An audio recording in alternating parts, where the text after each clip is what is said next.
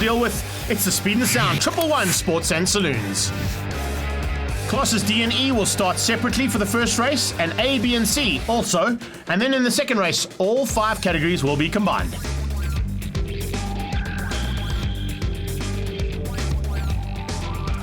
In Class D, the battle is between Ralph Kearns, Craig Buerter and Chris Smith. Look out for that. And in the E's, Brett Langston going to fight it out with Jaco van der Merwe in the Race Green Technology Fiat. On board with Kearnsy, alongside him will be the 121 Porsche of Mark Ellis. As they head into turn 1, it's the Porsche that gets the drop, and the all-wheel drive Evo on his tail. Well, Ralph Kearnsy, I think, caught a little off guard, didn't quite get the start he would have liked. That Porsche was quick to react and into the front, but it looks like all safely going through Renex from corner. Nice to see Ishmael Beloy in the mix as well. Chad Tendershate there too, and Marianne Eminis at the back end in the Proton Arena. It's a different bucky to be driving around in, hey? But I suppose there's a place for everybody and a place for all cars when we talk about 111 Sports and Saloons. Good shot of the 25, Jaco van der Merwe. Nicely turned out car as well. A little bit of a lonely drive all by himself. Yeah, all in second place by himself. They're looking to close in on Langston. 117 with some issues and parked on the sideline, one of the Alphas. No worries whatsoever though for Alfie Kearns, all by himself at the front. Got away from Craig Buerter and started to open up a good margin. There's Buerter in the background, the big red jumbo Golf, just ahead of that 121 Porsche of Mark Ellis. So Mark Ellis, after a good start, dropped back, obviously made a couple of mistakes, but a great drive. Craig Buerter up to second place. Can they catch a man up in the front? It's a big ask. That Evo is looking super slick on the track. He's going really well. Ooh, not so good here as they come in, and 80 just gets it all wrong, Louis Scholz. But he eventually gets back on track and manages to continue. But that's not the way to go into Renexcon corner. Well, was fairly brave as well to get the front wheels turned as much as he did in the kitty litter. Could have got himself stuck there, but no doubt got himself onto the track and back in the race. Small change up in terms of manufacturers there for Paul Griffin. He's normally in an Alpha, this time out in a Renault Clio. That's going pretty well. He's currently sitting in 4th place in the Class E's. There's the 57 of Brett Langston. He's leading out in Class E. Great drive and starting to mix it with some of the Class D's as well. Nice little battle here, resuming as always between Ish and Chad. And Ishmael Beloy looking for an inside line into Kenwood. Will Chad give him some room?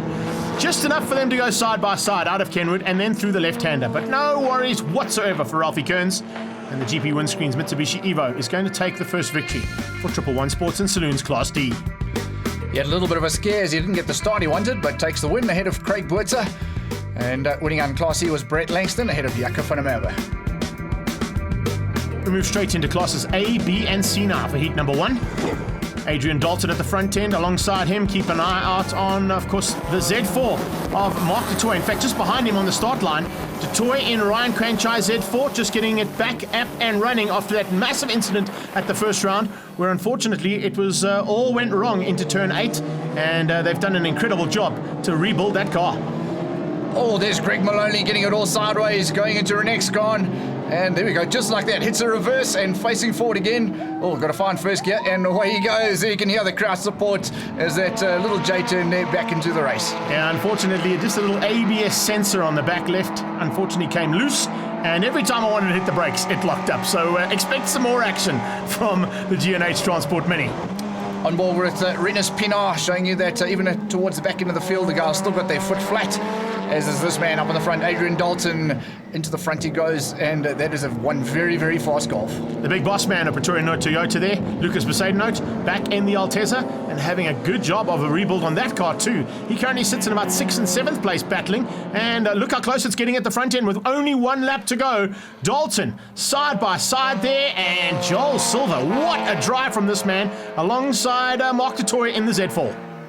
Z4 on the outside line, wondering how he's going to get through. He can cut in on the man on the 99. Joel Silver there holds a very good line through the tight rights, and it looks like that Z4 going to have to settle for 3rd place at this stage. The Z4, just remember, has got some work being done to it and still some teething problems after the big crash. Trevor Long having a magic drive there just behind the on-the-track racing man. And I can tell you something, Von Albedal having a super run, but it was a little bit too late there for him. Renus Pinar at the back end. Chris Davison also having another good run here. He had a busy day in the saddle, not only racing in this category, but also in the Leisure Grass Super Hatch.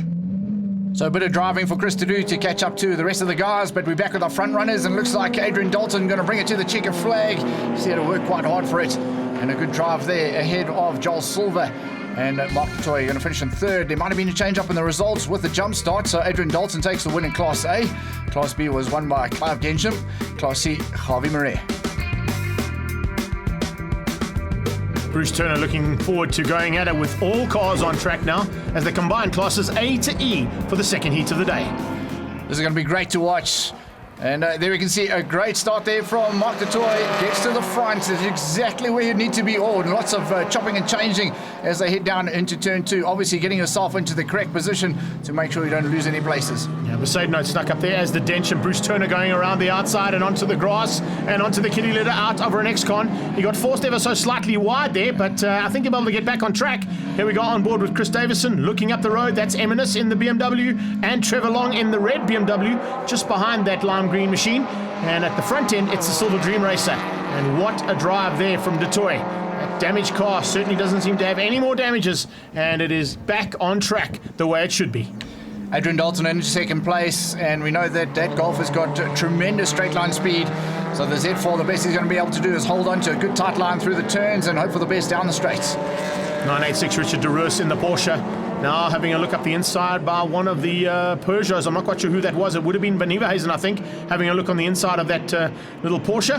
Didn't quite make it stick. But at the front end now, Dalton's got ahead into second place. And I think he'll go hunting for a little Z4 action. Warren Martin in the 513, right in the mix. A good start from him, also in the race. Mark Ellis sneaking through on Chad Tendershot as they came out of G&H. And wow, it's getting real at the front. Mercedes locking up the brakes into Castrol Magnatech with pressure coming from Joel Silver. Joel Silver has snuck through the field rapidly and are now almost leading the race.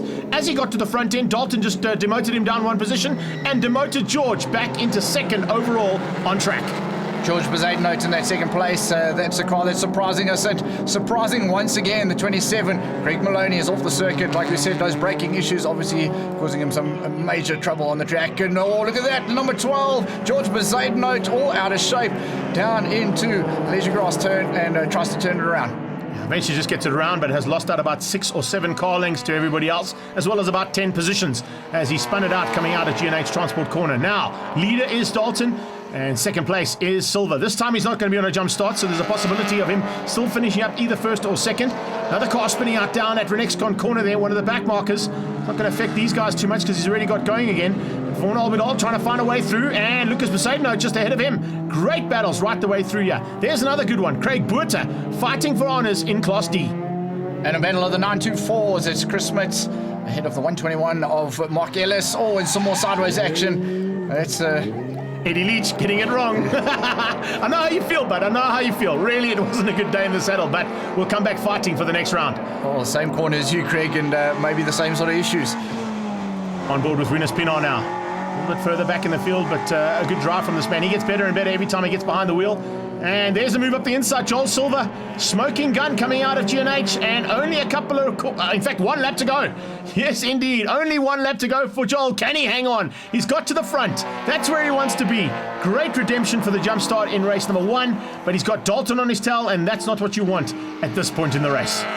Adrian Dalton there with running out of time, I must say, to get up to the front again, because Joel Silver is looking very good on the track, and it's only really the back straight and up the hill towards Sassel that he can make the move, and it's up towards the hill that Golf really comes into its own. So Joel Silver going to have to get creative there if he wants to hold on to the race lead. You have to make that BMW extremely wide. Unfortunately, wasn't able to. Densham was, though. Densham sneaks through on Detoy, and Clive Densham, in one of the fastest alphas in the country, sneaks up to third place in the 111 Sports and Saloons.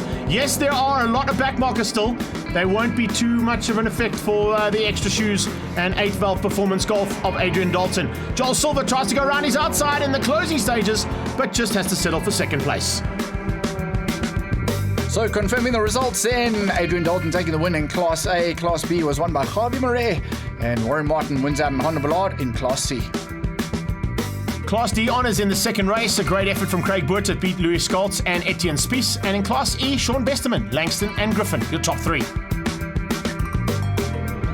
We go to first place overall for the day, Adrian Dalton. So we're making a bit of a race out of it. Had a bit of a go with Mark up front for a while, just great. Then with George, and then Joel came through. We had some great racing. Just a great time. The amount of people and spectators on the side, so awesome to see. motor racing is so healthy here right now, it's unbelievable. Just can't believe it. I can't wait to catch this man in Class C again. Ralphie Kearns, Class C. A very good day. Come first in the first heat, which was remarkable, and I enjoyed it. It was worthwhile coming, making the effort to the car, and we were happy with the day.